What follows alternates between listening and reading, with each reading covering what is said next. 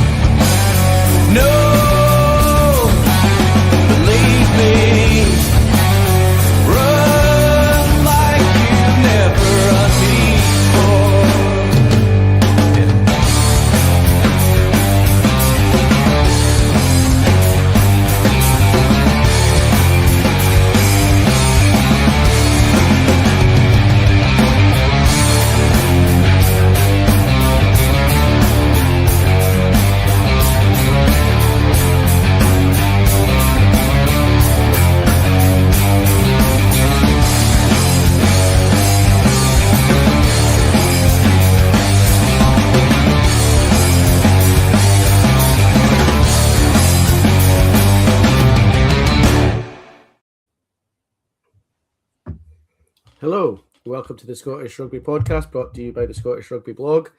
I am not Craig Manson. Manson is off at a National Hoover Salesmen's Conference this evening, so I'm Jonny McGinty. Thanks for coming along. Nice to see you all.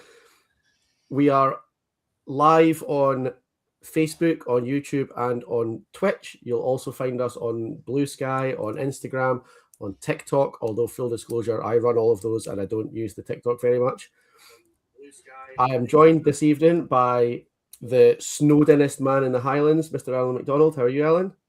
I'm very well, thank you.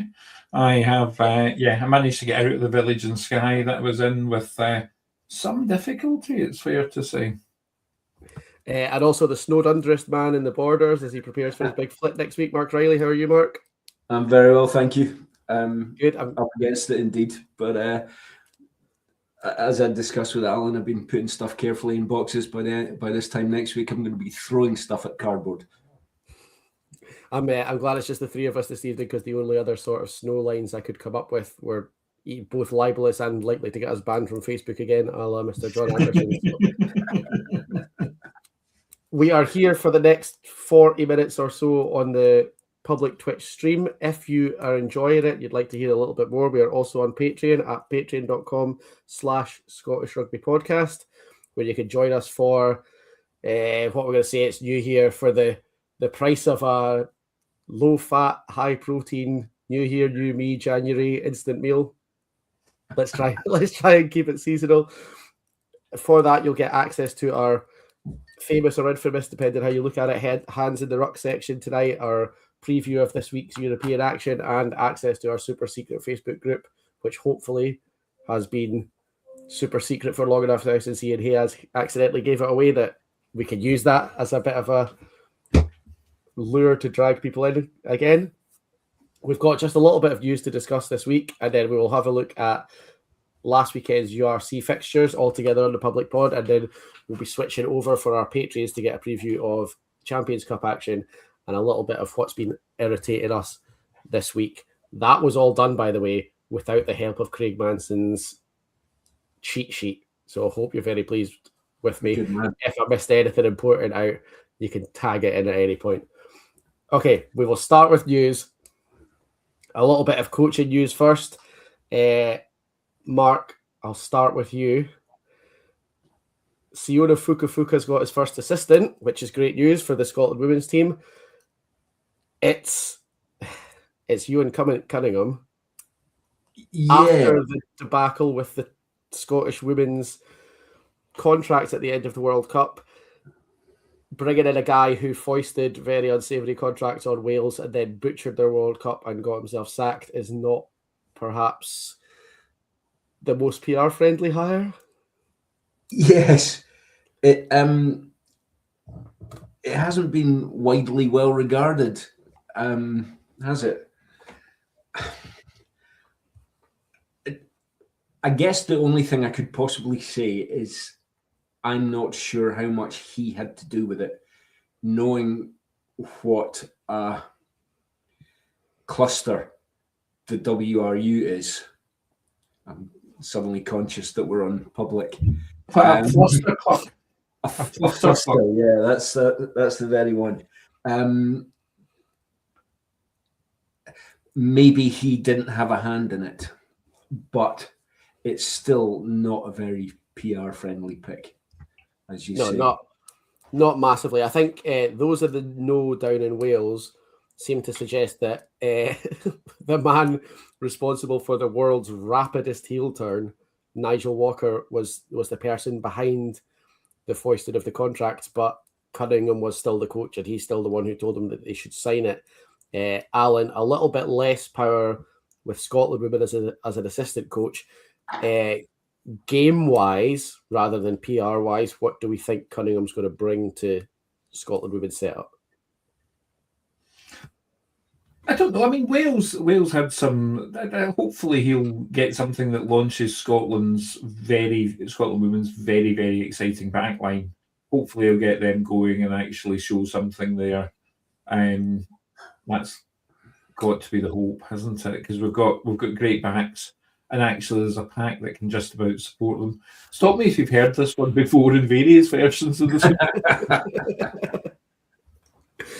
The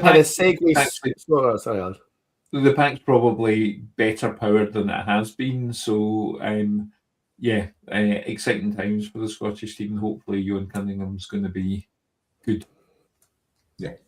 In a segue so smooth it almost looks like we planned it, Allan, even though I was literally writing these notes as we were watching the titles. Another piece of coaching news: as of Monday, speaking of silky backs, Duncan Weir is in charge of the academy pathways at Glasgow. I don't know if you saw his post-match interview on Saturday night, Mark, but he certainly seems like he's a person who's got into it for the right reasons, and he seems quite passionate about the job he's been given. Very much so. I only caught a bit of that, but I caught him. He was on the BBC rugby thing, and I caught his interview on there. And he genuinely comes across as somebody that wants to help bring youngsters through and be the best they can be. Not just somebody that's going into it for this is my next career step until I get out of Glasgow. But I mean, I think, if I'm honest, and I don't want to get too far into it because I'm sure we'll come to it anyway, but everything I heard from everybody else about him in this last few days has been how much he really cares about Glasgow as a city as well as the club itself. And yeah, I think he's very much getting into it for the right reasons. Yeah, Allan, the line that really struck me on his, and it's when he was being interviewed on the pitch, so obviously it's a very emotional situation, but what he said to Ryan Wilson, I think it was Ryan Wilson, could have been Iona, was, it's been amazing. I got to live my dream growing up. I've played for Glasgow, and now it's finished, and I get to let other people live their dream and bring those players through. Like, surely that's the sort of attitude that we want from the academy coaching staff. Yeah, absolutely. And Duncan Weir's been there, been helping helping prep the team.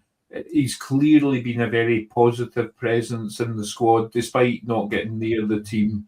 Often he has not been pouty, not been upset, just been pleased to be there and doing what he can. And clearly very much liked and respected by those that he's played with and for, and that's exactly the type of person that you want going into running your pathways. Yeah, and you're absolutely right, Mark. The benefit of me being in charge is that we definitely will be speaking a lot about Duncan Weir in the next few minutes. But when Mackenzie Duncan was asked about him on Saturday night, what he said was very similar to what you guys have both said. He's very well regarded. He always goes out of his way to help the younger guys out. He's done really well as an older player, kind of helping the squad to gel. So I think big things coming for the academy. I personally am very excited. I think it's a great appointment for him. Yeah. One quick piece of player news, which affects, I guess, a couple of Scotland prospects. Elliot Miller-Mills, not a massively Scottish team related move, but he moves at the end of the season from Northampton to Newcastle Red Bulls. Allan, good opportunity for Miller Mills? Yeah, I think so. I mean, he plays a reasonable amount at Northampton, but it tends to be from the bench, getting them playing a bit more. As I said in the chat, I would have quite liked him at Glasgow and maybe sacking off Sam Talakai so that Sander had a wee bit more oomph behind him in terms of his backup. Obviously, Finn Richardson's a prospect, but Sam Talakai seems to be a very nice chap, but you never think, oh, great, Sam Talakai's coming on, that'll really shore up the scrum. You're a bit like, I'm going to watch these next few scrums through my fingers when Talakai comes on, unfortunately. The flip side of it, Allan, that move for Elliot Miller Mills, though, obviously, is particularly with the way that Gregor Townsend's already involved with the playing staff at Newcastle, it's a bit of a worry what that potentially means for Murray McCallum, who, obviously is a great friend of the pod, looked at times to be a fantastic player, has been going relatively well at Newcastle, obviously was Scotland's big hope at tight head for a while, and now there's another Scottish tight head coming to Newcastle who potentially is going to bite into his playing time. Yeah, but I think, Miller Mills is 33. I realise that's sort of part, that's really puberty for a prop, isn't it? But I think it's a position with enough attrition, and Miller Mills is old enough that I think McCallum will still get game time if he's staying at Newcastle. Wouldn't mind seeing McCallum coming back to one of the Scottish teams either. Maybe he's the one that's coming to Glasgow. There's a little bit of discussion to be had about what's happening with the Edinburgh and Glasgow squads. I think that will tie in with what we're going to talk about in this weekend's URC games. So I think we'll bounce straight in. We'll go chronological order. Edinburgh against Benetton to start with. A great win for Edinburgh, you have to say. That's a tough Benetton team. Without John Anderson here, I'm more than happy saying they're nothing like a joke team. They're a serious outfit. They've taken some big scalps this year. Their home ground is a fair fortress. So Edinburgh have done really well there. Mark, this could be a recording from last week, last month, last year. Pick your moment. Yes. But is this a turning point for Edinburgh? God, I hope so. I didn't have time to watch the whole Edinburgh game back. I only watched the highlights back. And the problem I have is I still can't see an attack structure that is bringing their fast guys in. Darcy scored a try, but it was the Darcy does something amazing strategy. And also helped by a Benetton player, I can't remember who it was, not securing the ball. But beyond that, shouldn't be too down on it, because you're absolutely right. Beating Benetton in Italy is not easy now. I don't think any of the URC teams are taking that for granted anymore. And I hope it's a turning point for Edinburgh. I was chuckling slightly because when we did the Christmas wish list, what do we want from Santa? And I said any one of the Scottish teams closing out a tight game in the dying seconds. It seems like that's come pretty sharp for me. But that's not the one I was expecting, I have to be honest. But yeah, I think the weekend coming will be the teller about Edinburgh, because Gloucester being where they are in the English Premiership, or the Prem as we're supposed to call it now, Edinburgh should be turning them over. So we'll see. Yeah, I think you're dead on with especially what we're saying about closing out a game. Allan, they did still look like they might be about to lose it. It wasn't comfortable for quite a long time. Do you think, as well as being a turning point in general to get a result like that, that not losing that game actually could make a psychological difference to Edinburgh? Because as we unfortunately know, 99 times out of 100 in that position, they are going to lose. The question, though, isn't can Edinburgh put together a performance? We know they can. mean, they beat Toulon. And look, take nothing away. In every game, with a squad low in confidence, at a place where only the Stormers have won this season. Before this, I mean, there is absolute, it's a good performance, whatever way you slice it. The problem is, can they put 2 performances on in a row? And that's the thing. Not even where Gloucester are, they should be beating them. It's, can they do 2 performances in a row? And that has been their Achilles heel. And, it's a very Scottish problem, not a Glasgow problem, but the Scotland team have a similar problem. And you can do well on the day, but they don't back it up. Or they haven't. I'll be delighted if they manage to do it and prove me wrong, because I think, it'd be nice to see Edinburgh fans have a bit more to smile about.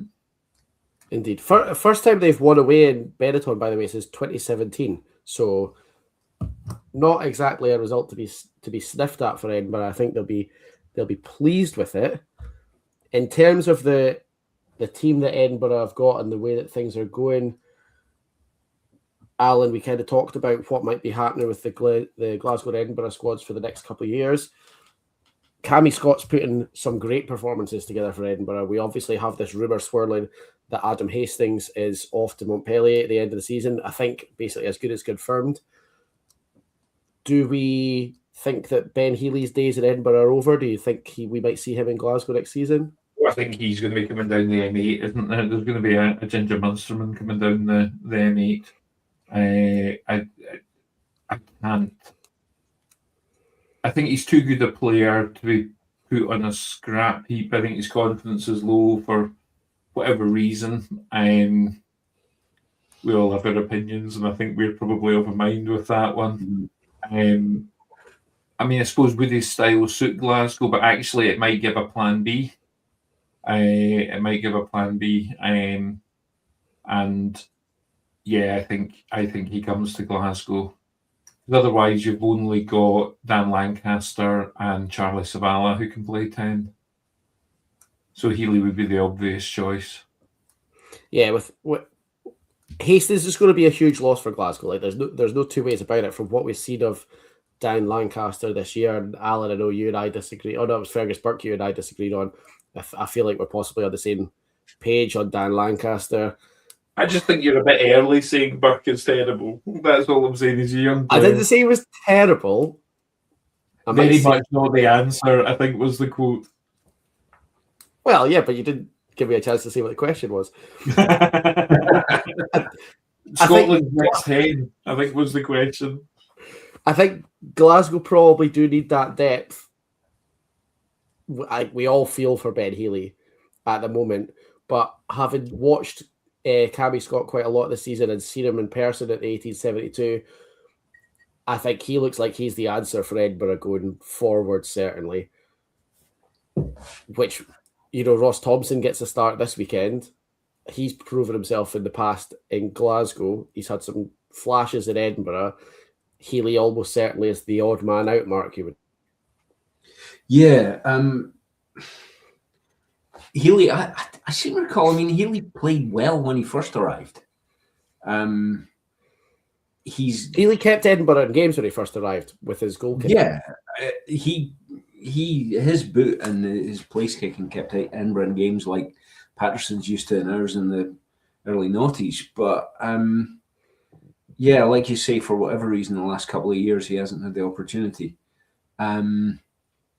Which is strange, because I would have thought that somebody with that accurate of a kicking game would have actually suited a more forward-oriented style that Everett seems to have Edinburgh playing. But I don't know what else is going on behind the scenes, obviously. Those that know have a suggestion as to what might have caused Ben Healy's fall from grace at Edinburgh, and the solution to that looks like it might be a little bit further away this week than it was last week, Alan. Do we think it's a stay of execution for Sean Everett with winning that game? I think do we really believe Sean Everett wouldn't get till the end of the season? It looks like he's going to get to the end of his contract. SIU appear to be allergic to paying out fees. And I think he'll get to the end of the season and not a second more. I wish I had your confidence. I genuinely, I always thought he'd make the end of the season, as much as I'd like to have seen him gone before the start of the season. But I think he'll be here till the end of the season, and I'm genuinely concerned that he might get an extension next season. Extension? A year's extension or something, yeah. I was wondering about hair extension, or a wee pool house put onto the house or something like that. Out of interest then, because we've got some of Sean Everett's comments to discuss before we move off of Edinburgh. We've spoken about this with Gregor Townsend. Let's speak about it with Sean Everett. With you first, Alan. How bad would Edinburgh's season have to be at the end of this year for Everett to not get extended? I just don't see him being extended. I think unless this is the turning point for Edinburgh and they put 3, 4, 5 performances together, go on a run, and I'm not talking about 3, 4, 5 wins. I'm talking, there's a couple of European games coming up, and do not expect them necessarily to win, but to have a performance to look like they're in the hunt. Unless they do that, I don't see him being extended. I think it's I just think it's all fluff and never arriving, so to speak. Mark, you're less confident that he's gone at the end of the season. What would need to happen for him to go? Yeah, I'm kind of less confident on the basis that I think if they make the top 8 again, I think it's a possibility that, and I think I've said this on the pod before, that Everett is on some kind of KPIs he's got to meet, and I think one of them will be, sorry for people that are not in that kind of frame, key performance indicators, and I think one of them could easily be making the top 8, and I think if he does it, I mean, I'm looking at the team at the weekend, right, and he's starting James Whitcomb and Harry Morris, and he's got a debutant on the bench who's never played for Edinburgh before in a European game. Now I know it's Gloucester, but it's also at Kingsholm. They've already been nilled. Edinburgh have already been nilled in Europe. Like, this isn't like we're set up for the next round, so let's rotate a little bit like some of the French teams do once we get to round 3 and round 4. But it's also not like we've been panelled twice and we're out of it, because they took a bonus point away from Toulon at home. So yeah, absolutely. The way that this competition goes, Edinburgh will not get a good last 16 place if they get a last 16 place, but they're not out of the last 16 yet. So to be tanking seems silly. And I don't think, I mean, Gloucester are bad, but I don't think they're so bad that Edinburgh could play the reserves against them, Alan. No. And, just to go back to what Craig's saying about KPIs, I think KPIs matter. Okay. Oh, goodness. That's all right. We're all getting on, mate. Mark's more here. Sorry, poor Craig's catching strays and he's not here. But I think with what Mark said about KPIs, I think KPIs matter about staying in your job, or about an auto renew of your contract. If his contract is up, they don't have to honour what the KPIs are. They can say, no, sorry, we're going in a different direction. And I'm hoping that they do. I do think, like you, Mark, I think he's been told what to do around the URC, and Europe's a bit of a sacrificial lamb, because he's sending out. It just feels a bit like cannon fodder going out, doesn't it? And Brian, the game's at the Hive, though. Brian is rightly pointing out on text as well that the Edinburgh game is at the Hive. I even have that in my notes and got it wrong. So going back to what we were saying earlier about how I waste my time taking notes. Before we move off Edinburgh, let's have a quick conversation about Sean Everett being in the press this week, saying him and Duhan van der Merwe have had a conversation about Duhan's performances and what he needs to do, and he knows what he needs to do, and he needs to be getting involved, and he's not doing the things he need him to do. Now, Duhan is charitably not well known for coming off his wing looking for work in the way that, say, Darcy is. But if you have a runner with the power and X factor that Duhan van der Merwe does, and you're the person whose job it is to decide who gets the ball when, and you're going out into the press and saying Duhan's not trying hard enough and he needs to be getting the ball more, that feels a bit rich to me, Allan. Yeah, I suppose the only defence to that would be there are plans for Duhan to get on the ball more and he's not doing it. That would be the only defence of that. Still a bit odd to come into the press and say that. That would normally be a quiet word, and potentially if it keeps happening, a bit of a noisier word between coach and player. Yeah.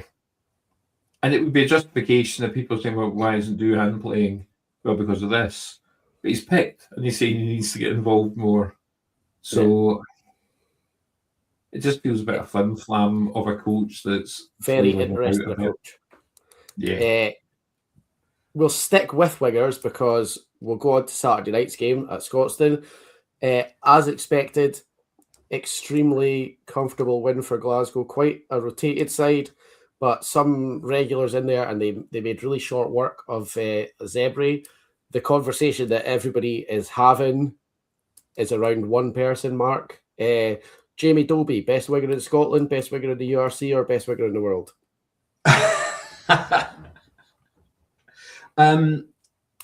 His performances at the moment, you could certainly argue he's the best winger in Scotland at the moment. His performances over the last 2 or 3 games have been absolutely superb. I could easily see an argument for starting him and Stein on the bench for him and Stein on the wings for Scotland, but I think Dobie's flexibility, I think, is probably cursing him to a bench slot. For me, our back three remains Stein and Darcy and Kinghorn, with Dobie on the bench, because bringing Dobie on, the cover he gives at scrum half as well as wing is superb. But I think I was saying, I can't remember if it was you guys I was chatting to or if it was on one of the socials, that the speed with which Glasgow are able to play when they have 2 scrum halves on the pitch, I don't know if that's something that Tooney is looking at, but I think that makes a significant difference. Allan, that's exactly the question I was going to ask you. Would that be wasted on Scotland? Because in particular, when it's Jamie Dobie and George Horn, Glasgow are lightning, and like Mark says, that doesn't seem to be something that Gregor Townsend and Scotland are interested in. So, is Jamie Dobie doing all this work for nothing because what Gregor Townsend wants to do is not what he's showing he can do at the moment? I don't know. I mean, it's a long time from the Autumn Nations series to the Six Nations. Gregor will have changed his philosophy and how we want to play rugby 3 times in that time, won't he? I don't know. The difficulty is, up until recently, you'd have thought you might have been weakening the wing position to do that.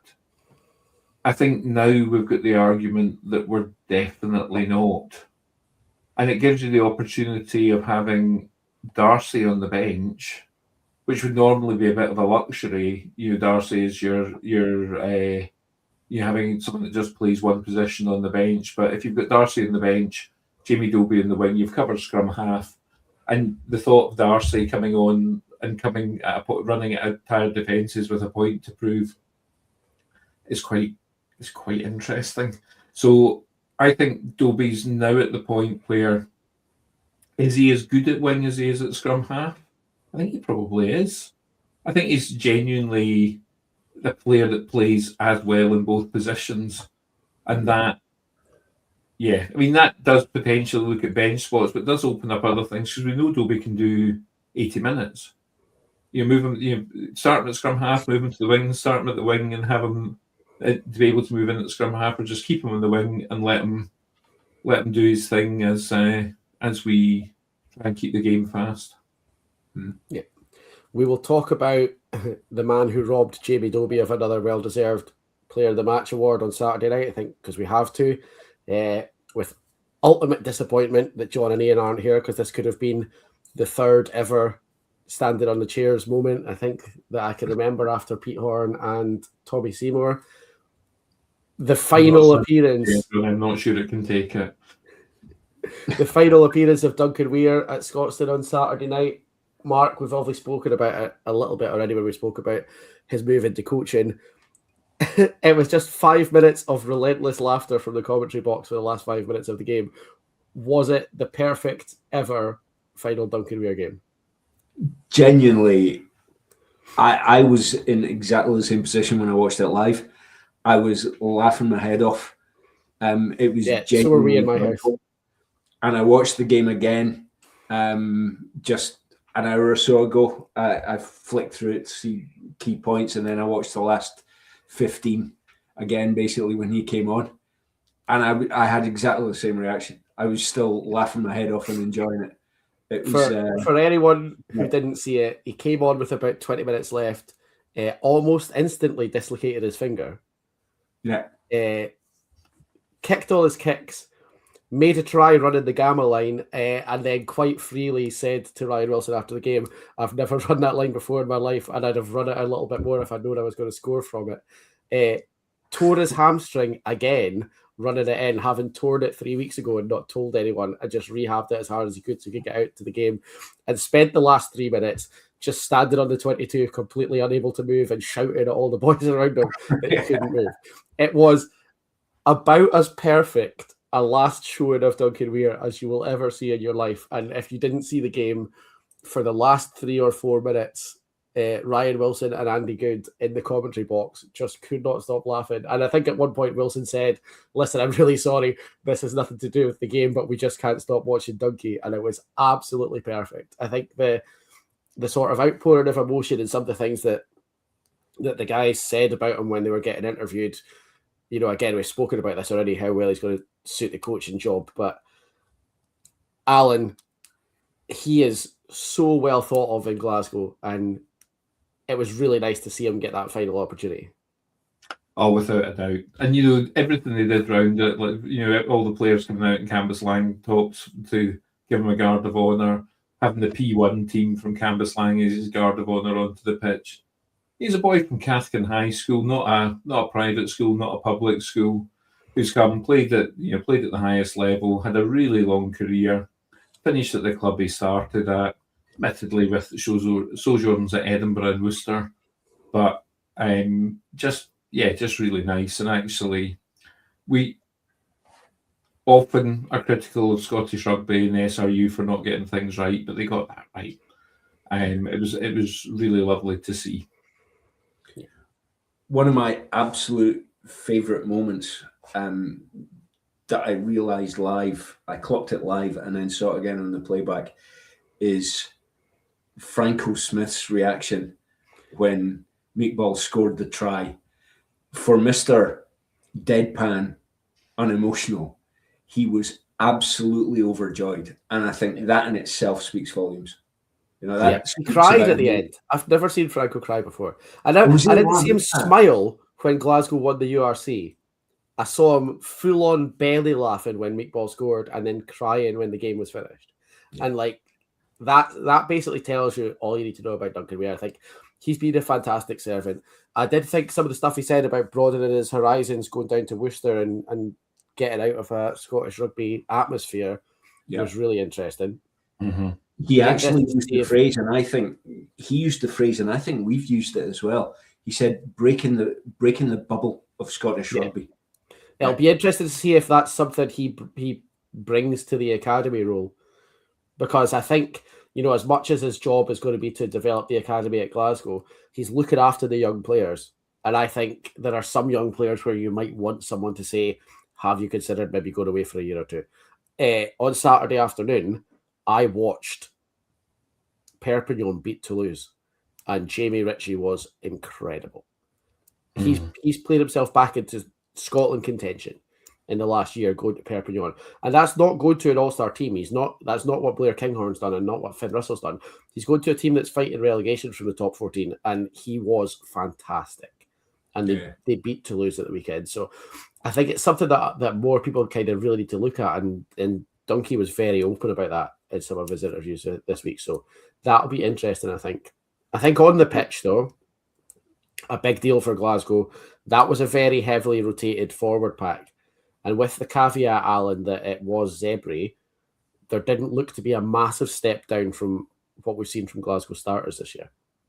No, the Zebra caveat's a significant one, but we've seen teams pick a young team and slip in the banana skin, relevant given the colour of Zebra's tops, of course. But I think, Glasgow were in control of that all the way through. I never felt in question, to the point where they brought Dunky Weir on slightly earlier than I thought they would have done. Obviously. Yeah, I think it was still only, was it 14-10, I think, when Dunkey came on. It very much wasn't like get out there and take your last 10 minutes. There was still work to be done, and he did really well. The forwards obviously helping him out. Mackenzie Duncan, who we spoke about earlier, still looks like a fairly solid prospect. So Glasgow, I think, even as they rotate a bit, it's salved things a little bit from the last time Glasgow rotated, which obviously was that Scarlets game that we'd probably rather not talk about, Mark. But I think Franco's sort of learning what rotations he can do and keep things ticking over. Yeah, absolutely. I don't like to think about the Scarlets game because genuinely I can't find anything sensible to say about it beyond it was a complete aberration even for a rotated Glasgow team. But that said, there were still some youngsters out there. I mean, I was saying, Seb Stephen played well at hooker. Kerr Yule did well in the centre. These are young guys coming in. But again, it's not their first game. They've had opportunities off the bench. Franco's very, very good at managing these players in. That said, he still had some more experienced guys on the bench, and Glasgow scored 21 of their points in the last 7 minutes. But stronger teams usually score more and pull away as the team that's been doing the rope-a-dope struggle. You know what I mean? As their fitness goes down. Yeah. And I mean, but also it wasn't like they were bringing on Xander Fagerson or anything. Do you know what I mean? It still wasn't. It wasn't the 1872 bench where you were watching Glasgow get parity in the forwards with Edinburgh, or even slightly dominate them, and then thinking they've got 6 of the best forwards on the bench. They're absolutely going to malky them.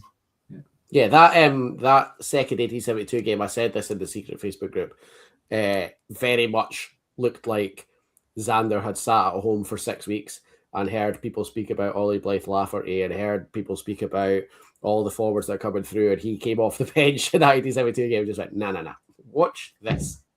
Yeah. It's nice to see him get a couple of weeks off. I think before we wrap it up on this, the other thing to talk about was Sione Tuipulotu talked about it after the Toulouse game. We've just mentioned there 21 points in the last 7 minutes. Not enough is said, especially when we talk about the potential of Jamie Dobie going 80 minutes in the Six Nations, playing 2 positions in the Six Nations. Not enough is said about the fitness that Glasgow have this year. Like the engines on some of those players are absolutely phenomenal. And I've mentioned it to my own kids team because they whine like nothing on earth about fitness. And so I was able, after the Toulouse game on the Sunday morning, to go with my phone and go, look what Sione says about how being fit helps you win games. And I think that is key. If Glasgow are going to keep playing as fast as they are, Alan, that they are the fittest team in the league and they've got to keep that going. Yeah. Was Franco not pretty harsh on quite a lot of players on their kind of fitness and ideal body weight when they first came, and there was some pretty. My understanding was that he was pretty uncompromising on that, but the players that knuckled under are now seeing the benefits of that. Because you're right, scoring late on, that is fitness. It's fitness. It's fitness, and it's nothing but fitness. Yeah. Well, a bit tiny. The last try was Dobie and Stafford, who both played 80 by that point. Yeah. Yeah. So it's All right, listen, we will wrap it up there for the public pod. We're going to jump over to Patreon. We'll have a chat about what's going to happen this weekend. We're obviously back to Champions Cup action for both teams. Bit of a different outlook into what's needed this weekend. So if you fancy a bit of that, we'll be over on Patreon, patreon.com/Scottish Rugby Podcast, and you'll get that for the price of back to regular non-festive takeaway chain coffee. Hopefully we'll see some of you over there. We'll get the conversation going, and we've got a fair bit of hands in the ruck to discuss. But for now, it is bye from me, and it's bye from Mark. Why not? And Allan. Right. Bye, everyone.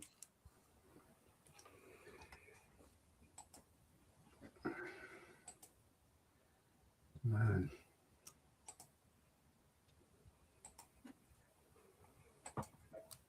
Seamless, Mark. Hope you're taking notes, Manson, because that was perfect. Done. We're good. That's the best timing I've ever seen in my life. Note that down, Hoover, man. Does anybody want to take a break before we jump in? No. no. Mark, do you need to pour a glass of wine? No, I'm off it. Are you not doing dry January, are you? Driving in potential. No, hell no. Dry Thursday. I did think about dry January, but it's my mum's 80th, and there's no way, so I might as well keep my liver enzymes slightly topped up.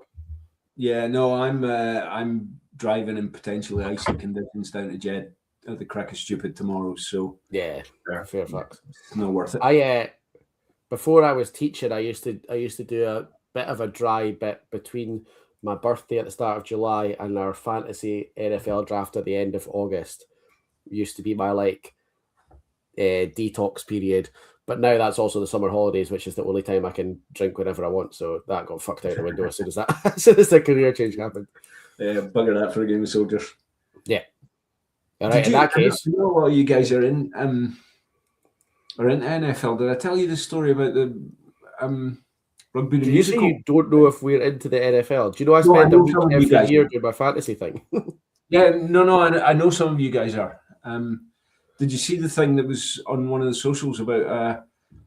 It was a lady posted it that her dad's gay friend had, and they're both, her dad and his pal are both massively into rugby, but he'd been out in the US, and he came back and he said, "I went to an NFL game. I've discovered rugby the musical," which I just thought was fabulous. Really, yeah, that's very good. I actually saw I can't remember his podcast is. Joey Porter's maybe. Carl Nassib is on it, who was the first openly gay NFL player who plays for the Raiders. And he says he was the season that he came out. He plays defensive end for the Raiders, and they were playing the Browns. And the Browns were running plays away from him, so he had to chase round the back of the Browns' offensive line, and they did it 2 or 3 times. And he stood there. I was like, guys, you need to stop running these gay bootlegs. And every single player on the Browns' offensive line was like, whoa, you can't say that. And as soon as that happened, he was like, oh, maybe I could come out in the league. And that's what made him decide he was going to do it. Wow, fair play. Which was a class story. I really enjoyed it. All right, if nobody needs a comfort break, I've still got a little bit of water. Let's just bash back into it. Yeah, absolutely. This shows how much attention I've been paying when Manson really usually does it. Do you want to do a big hello and welcome back to the Patreon? Fuck it, that's a good enough hello and welcome back to the Patreon. Hello and welcome back to the Patreon. We are here to discuss. Did you see? There's a professionalism on-off switch Alan, right? I prefer it So when they're Upper Daddy does it. I prefer it when I Upper see you Daddy later. does And it. then it's like professionalism switch off. Fucking as we were doing that little warm up there, I farted and forgot to turn my mute on. So like that's where we're at. I didn't realise that got picked up until I was playing Dungeons and Dragons, and like everyone was like, Alan, and I was.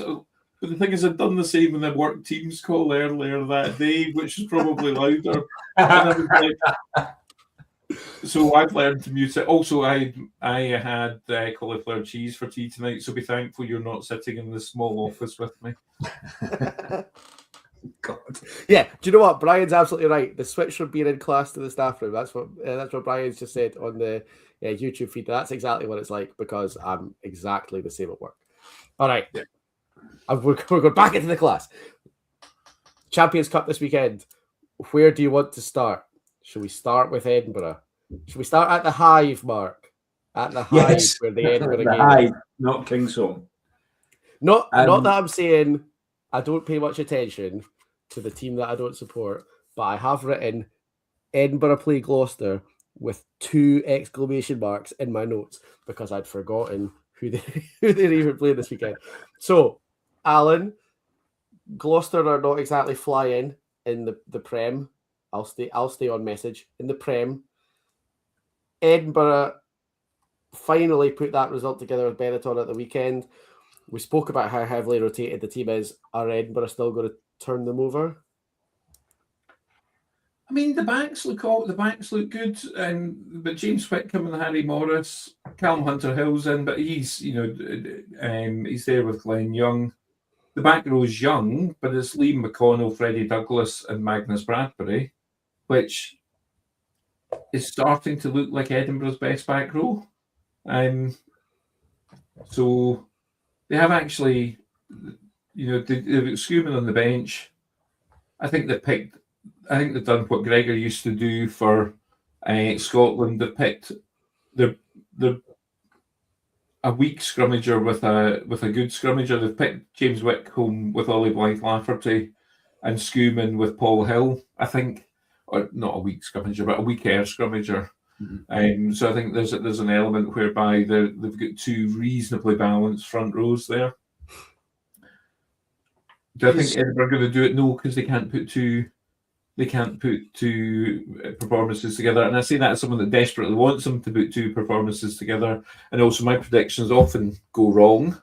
So, and I was right about the 1872 being like a turgid game that was terrible to watch. In fact, there was 2 of them. So that's me out for accurate predictions until December 2026. So Edinburgh aren't going to do it. Terrible to watch is subjective, by the way, because I actually had quite a good time watching both of those games. The quality of the rugby wasn't possibly excellent. They were immense. But I enjoyed it.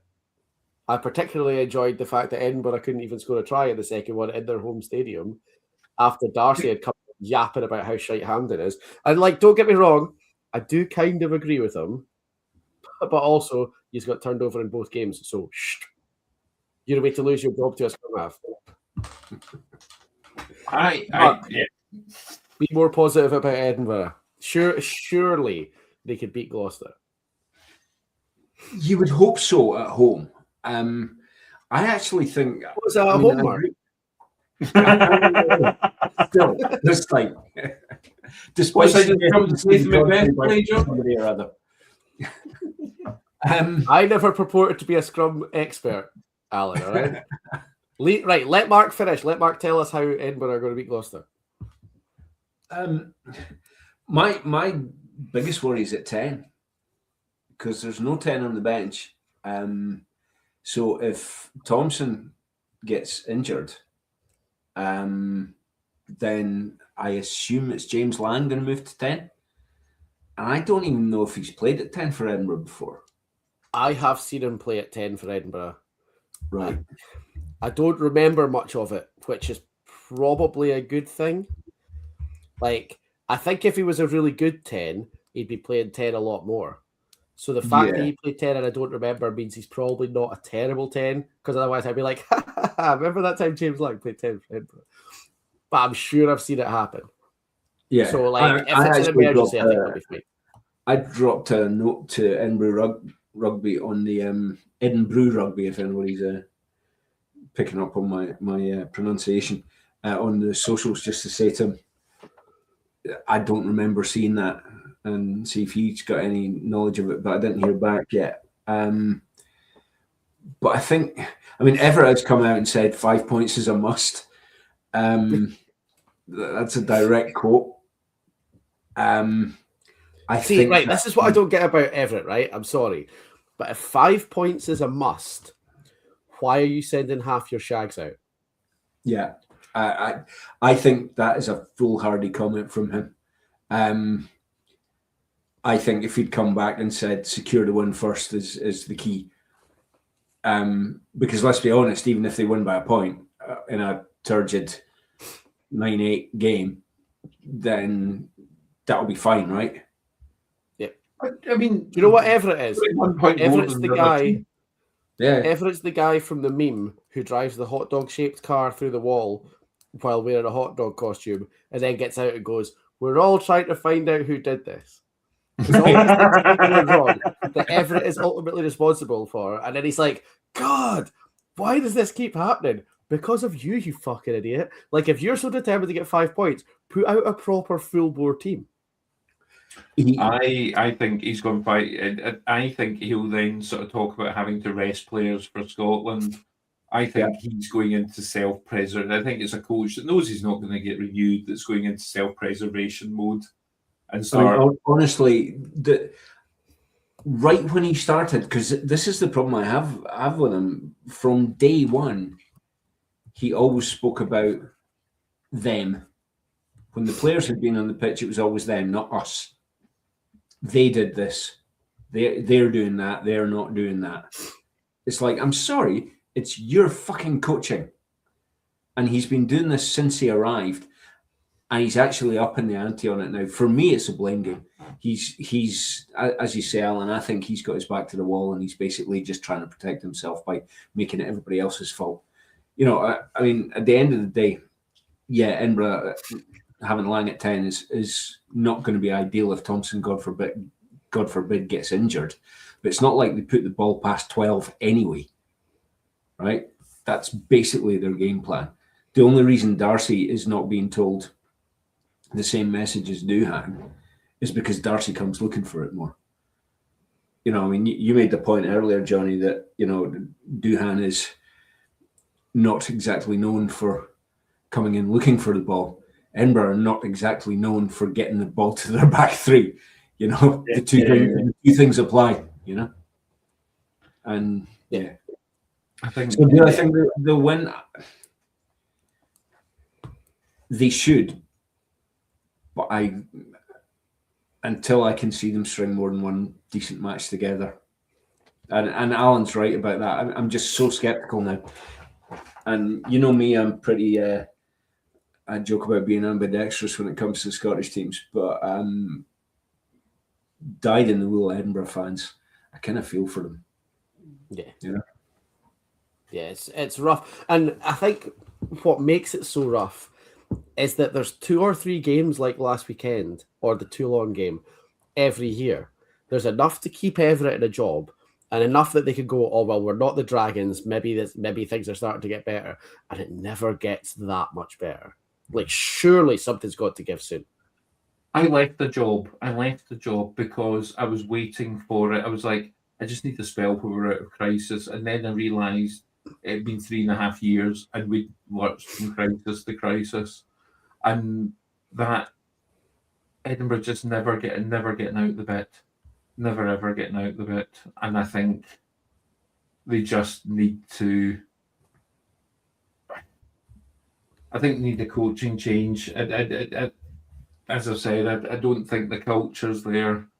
I think the players are better than they're showing, and it needs someone with sort of like Franco's sort of, I'm the stern daddy you never had, and I don't ever want to be that disappointed in you again kind of energy. Yeah, I think change of coaching is the only way it's going to work. I don't want to go down the round ball hole of every time the team goes on a 3-game losing streak, that people are calling for the coach's head. But Everett will have had 3 years at the end of this time. Come on now. You've got, I keep going back to it, half of the Scotland international players are playing for a dysfunctional club side. That cannot be allowed to happen. Quite simply. We need both club sides to be functioning. Can you imagine if we had Edinburgh as competitive in the URC as Glasgow? What that would do for the mentality. Not even playing the same style of game. It doesn't need to be the same style of game. But if they were as competitive, always fighting for, playoff places. Then so all of the Scotland players are operating in that environment. It's not even just our mentality, right?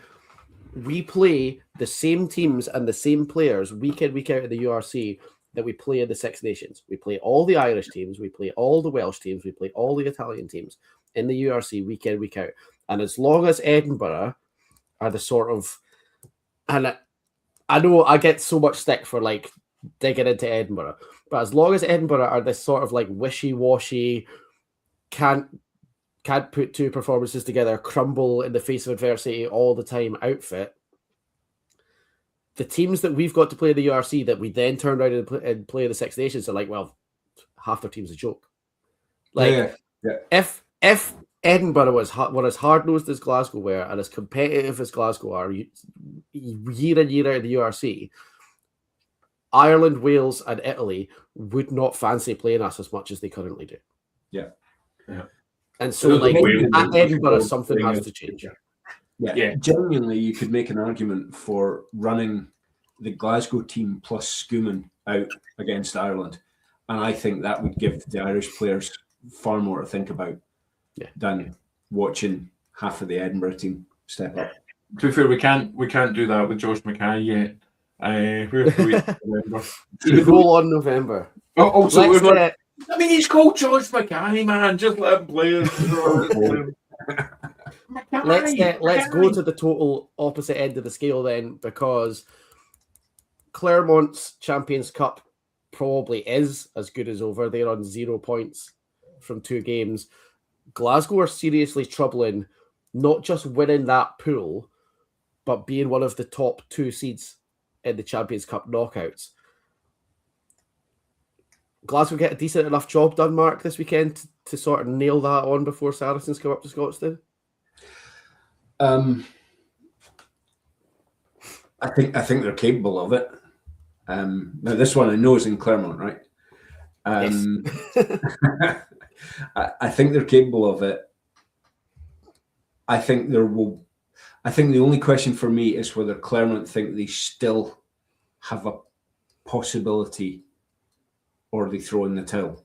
They might think if we can turn over Glasgow and take 4 points from that, we'll get we're back in with a shout of making the, because it's basically it's like everybody gets a prize this time, isn't it? 16 of the 20 teams or whatever go through. The thing that might make a big difference in Clermont's calculations and in Glasgow's favour is that next week, for the last match week, they go to the Sharks. So never in a million years is a team in Clermont's position sending their first team to South Africa for the European game. We saw it happen with Bordeaux earlier in the season, which I thought was really weird. They sent a fairly fully loaded squad to Bulls, but Bordeaux are looking to repeat as champions in the Champions Cup. Clermont charitably probably aren't. They're on 0 points from 2 games. They've been turned over twice by the English teams. Taking 4 points from Glasgow probably isn't enough if they're then going to go and play the Sharks. So do they start focusing on the top 14 from this weekend, Allan, do you think? Or are Glasgow going to get a bit of a shock? 2 games, 2 losses, no points. My own feeling is, so hang on, I said I'm terrible at predictions. I've had my one decent prediction. So no, I think they're going to go full noise. And then no, I think they're going to struggle to. I think they are going to struggle to motivate themselves, and I think this might be a Gaelic shrug and we'll concentrate in the league. That's my thought. Because the next up is Durban Sharks with 5 points, Glasgow of 10, Saracens, Toulouse and Sale of 6. So they're pretty out of touch after 2 games. Yeah. I think we don't want to be complacent because complacency has been Glasgow's enemy already this season, Scarlets. But we know how the French teams go when they think things are over for them in Europe. And I think things are pretty much over for Clermont in Europe. So I would expect to see Glasgow put out a fairly decent team and put together a performance. And then I'll ask both of you, can Glasgow be a 1 or 2 seed in the Champions Cup at the last 16? Allan? It's still a tough ask. There's still Saracens, Toulouse away. No, we don't. We only play each team once in the pools, so we've only got 2 pool games left. Right. Since the European Cup got like stupidly complicated, and folk were going to need a PhD to understand it, I've been like, do you know what? Fuck it, I'm not going to bother. Right. Wait, I'm the only person in the world. Now just backfired on me slightly. To be fair, let's do it. All right. Six teams in each pool, 2 from each league. You play 4 games in the pools against the 2 teams that are not in your league. So we don't play Sharks. We play Saracens, Sale, Toulouse, and Clermont, and we play them each once, 2 home, 2 away, and then it goes to the last 16. So if Glasgow beat Clermont on the weekend, we're on 15 points. Sorry, I'm trying to be professional and down the line. And do we go still count them, Jonny? Glasgow. If Glasgow beat Clermont on Saturday afternoon, they are on 15 points. Because I'm fairly certain all our listeners are just not going to know that you're a Glasgow fan, Jonny. Yeah, I think Leinster are on 10 points. Are you not wearing a Warriors top at the moment? No, you're not, actually. No, it's my work stuff. Leinster, I think, are on 10 points, but are much less convincing 10 points than Glasgow are. Toulouse aren't on 10 points, neither are Saracens. Bath might be on 10. So Saints and Bordeaux might be on 10. There are still a few teams on 10 points. But Glasgow, for me, have looked one of the most convincing to be the teams on 10 points. So if they could get 5 away at Clermont, Mark, same question to you. What do you think they could do against Saracens to get a 1 or 2 seed? Yes, is the short answer. And just to echo what you were saying, it's a shame we won't see the Glasgow team until tomorrow. But I strongly suspect that Franco's going to go absolute full noise. He wants 5 points out of this game, and he's going to do that whether they play their first team or not. Yeah. I don't think Franco's the kind of coach that anticipates what the other team are doing. He just plays the team that he wants to play. And I think we're going to see full Glasgow given fitness, etc. And he's absolutely going to be going after 5 points, irrespective of who Clermont run out. Can we do the same against Saracens? I actually think we can.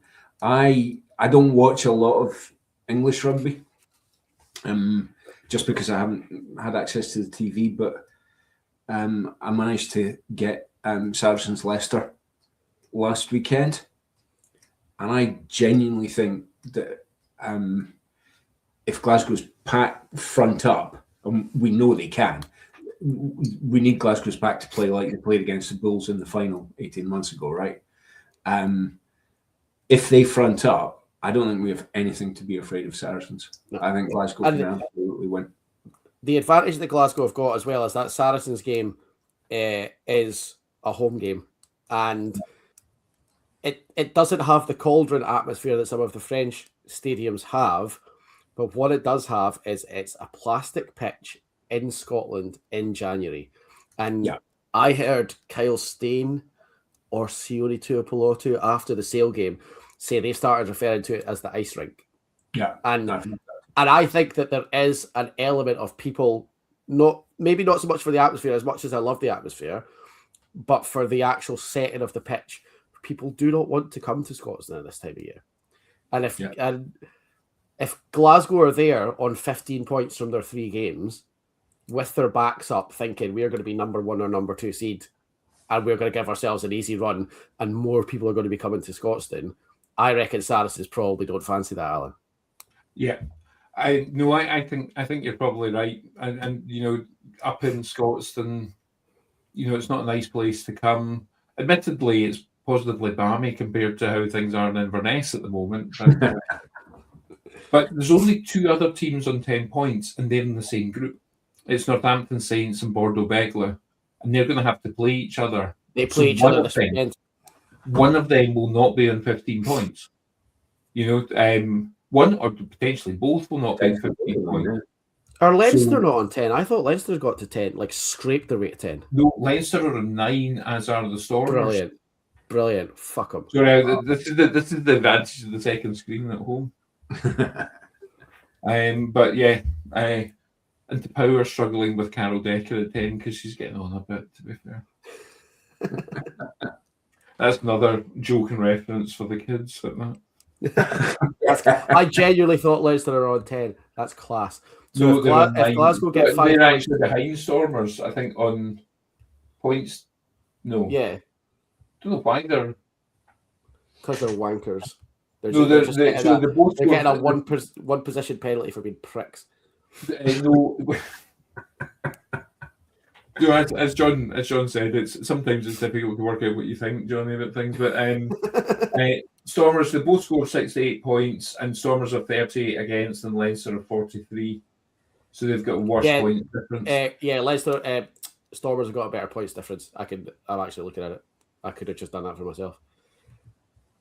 But yeah, so I think the outcome of that is 5 points for Glasgow, possibly even more important than 5 points for Edinburgh this weekend, and probably, depending on Glasgow's team when it comes out tomorrow, a bit of an easier ask, Mark, you think? Possibly, yeah. I think it depends on the team that comes out. Jesus, I've just looked at Edinburgh's pool. Cast, Munster, Toulon, Gloucester, and Edinburgh all on 5 points. I probably should have done this. Probably should have done this before we started, but that does raise the question of what the fuck is Sean Everett doing? What are you doing? You're right. Bath are only on 6. Do you know, Johnny, he's asked the players to bring in the board games. It's near the end of the term, and he's just doing it in vibes. It's genuinely fucking insane. Not that I've not been paying due attention to Edinburgh, but now that I look at that table, what? Now that you paid due attention to Edinburgh, what are you doing? Mental. All right, I've just decided my answer for the question that we've got coming up. I think we've probably covered as much as we can for the Champions Cup this weekend. Let's do this. Hands in the rock, who has got their hands in the rock? Hands in the rock, hands in the rock, who has got their hands in the rock?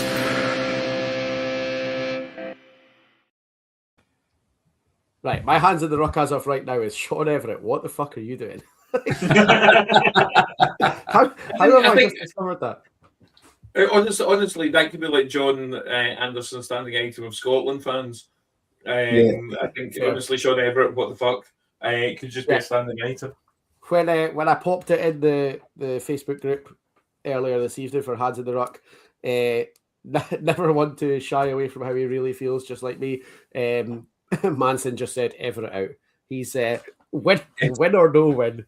Manson has had enough. So I think Sean Everett probably stands quite tall as usual in the Hands in the Ruck submissions. Mark, we'll start with you. What's in its hands in your ruck this week?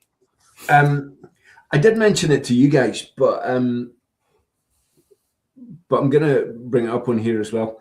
The Irish commentators at halftime during the Ulster-Munster game before last weekend's games saying we're going to finish off with 2 Scottish-Italian derby games.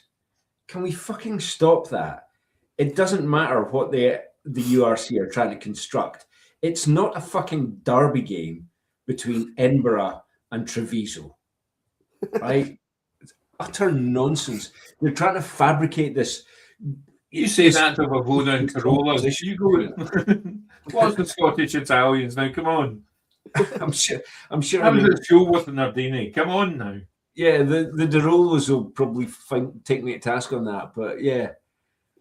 But yeah, it's just, can we just stop that? I mean, I'm okay with playing the Italian teams, and if you want to play them for a shield as well, but let's stop trying to fucking pretend that it's a derby game because there's only two of our teams and 2 of their teams. You know, nonsense, absolute bloody nonsense.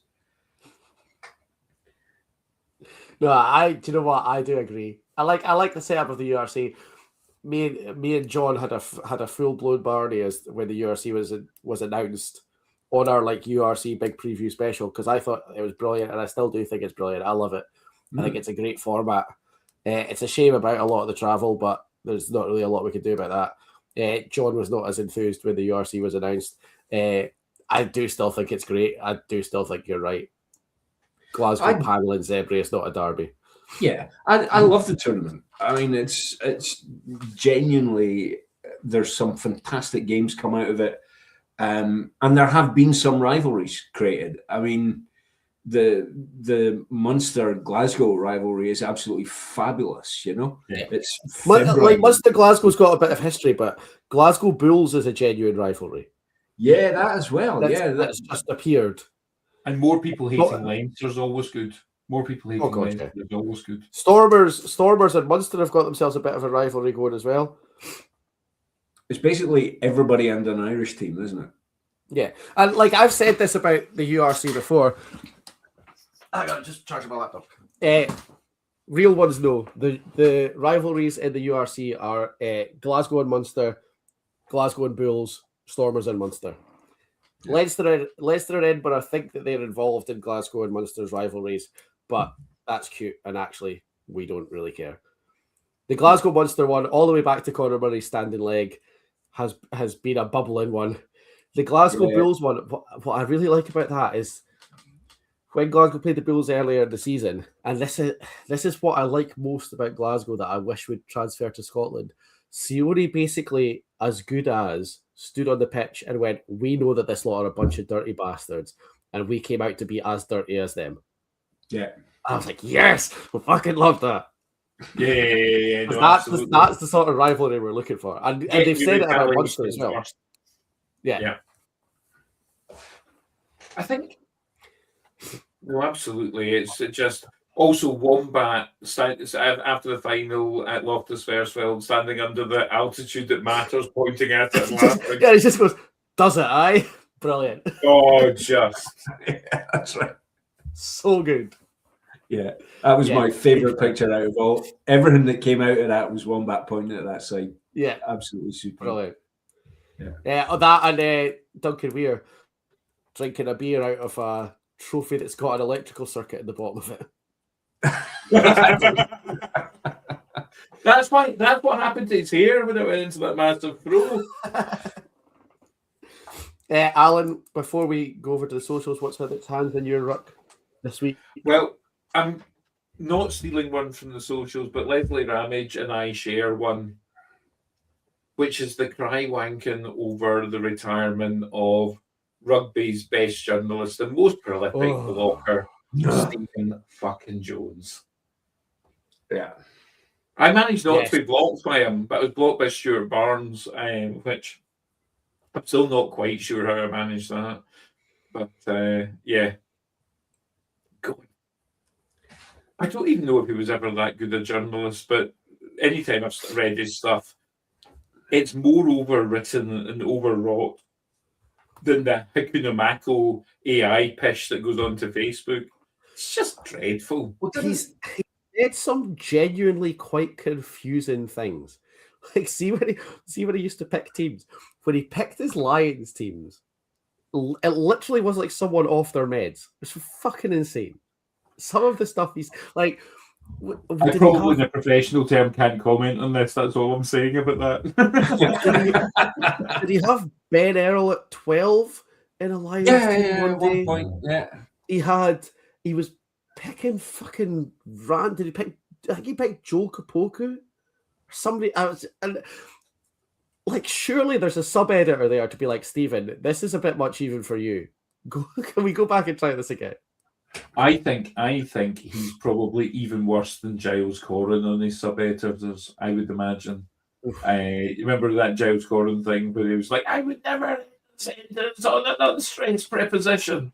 And he's just like, no, there was one, I can't remember, it was probably a couple of years ago now, but he clearly written the content before the match. Oh, it was London Sevens. He wrote all about how much he hated London Sevens before it had happened. Brilliant. And then watch the Masters or something like that. Yes. Yeah. That's right. Yeah. It was how dull it was and how it didn't get support and all that, and it was about the best tournament there had been all year or something like that. Yeah. Everybody's going, what the fuck was he watching? Yeah. Yeah. Oh, and yeah. Did you read his retirement letter? No. The bit at the end where he's like, "Oh, I always offered to replace the carpet on the bits where I tramped up to collect my awards. Why don't you collect your fuck off award and fuck off? You fucking idiot." God, I hate him. Well, I'm so glad he's gone. Anybody that he's not gone, he will still be hanging around like a fucking, like the smell of my cauliflower cheese in my office here. Oh, mate, please. No, there was. All right. It got to the stage that anybody on socials. I was just going to say, it got to the stage anybody on socials that either disagreed with him or even agreed with somebody that had disagreed with him just got an immediate block.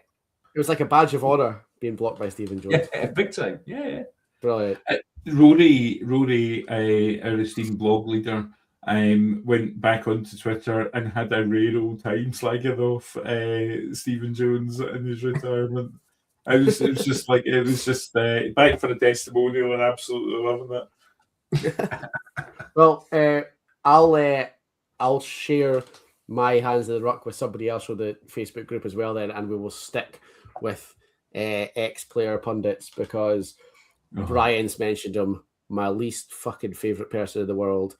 There is zero reason for Andy fucking Good to be commentating on Glasgow against Zebre. Get him to fuck. Let him stick in the Prem. Let him make his dick jokes with his big stupid pal on their stupid fucking podcast. He knows nothing about Glasgow and even less about Zebre. He obviously doesn't care about the URC. No one's got any time for his shit jokes. He wants to just take himself to fuck. Brian's right. He is the worst. Like, Premier Sports signing him in a crowded fucking field is the worst thing they've ever done. Get him to fuck. One of the fun things was when Brian, I think it was Brian that asked, was he as much of a bell end as he looked, or did he just play one on TV? And you said 100% bell end. And I realised that's what he is. He's 100% bell end and 0% shaft. That's just the only saving grace on Saturday night is that Ryan Wilson clearly and openly does not like him. That was quite enjoyable. Yeah, because they had Rory Lawson commentary, didn't it? And then those two were the pundits. And my favourite thing was they were talking about Duncan Weir buying golf clubs off eBay for some reason.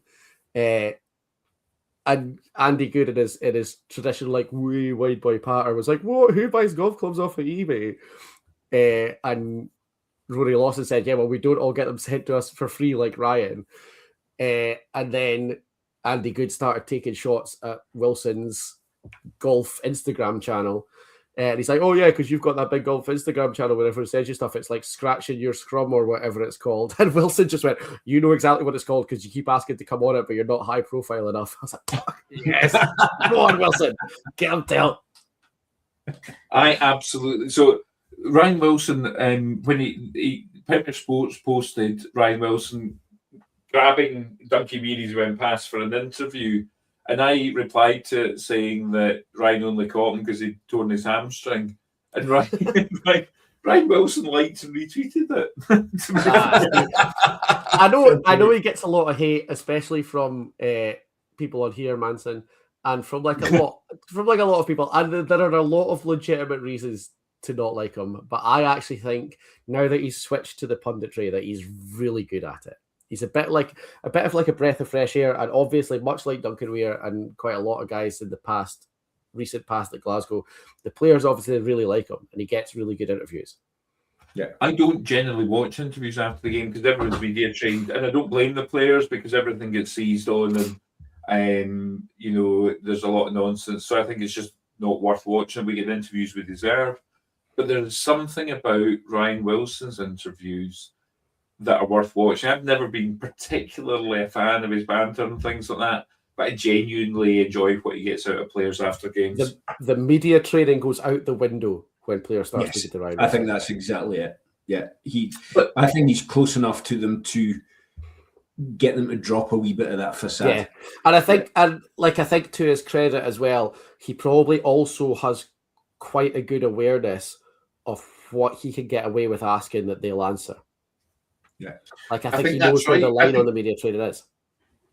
They never seem to get themselves into trouble speaking to Ryan Wilson. Yeah, which is not a sentence I thought I'd say. Yeah. They say more than they would say to anybody else, but they do still never cross the line. And I think he just knows like what are the things I can ask that they'll want to answer, but that they can answer without getting themselves into trouble. There was a moment like Goody, so that's always good.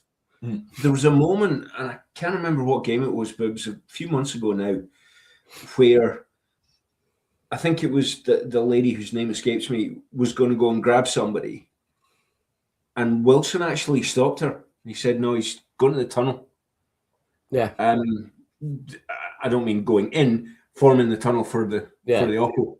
He said, "We'll get him after," and I think it's that kind of knowledge and that kind of smarts to say, because you drag a player off of that and he's going to feel awkward, right? Yeah. I also like the fact that him and Barkley did the Friday night game the first week of the season, and it was a fucking car crash. I don't know if you saw it. It was a Glasgow game. It was a fucking disaster.